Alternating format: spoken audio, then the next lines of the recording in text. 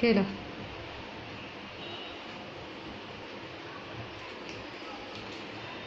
Hello friends, माझं नाव आहे शादी कृष्णगडे आणि हे बघा, हे माझं हाऊस आहे पिंक कलरचा. मला पिंक कलर खूप आवडतो म्हणून मी पिंक कलर घेतला. मस्त आहे ना, इथे जायला पण आहे. हे बघा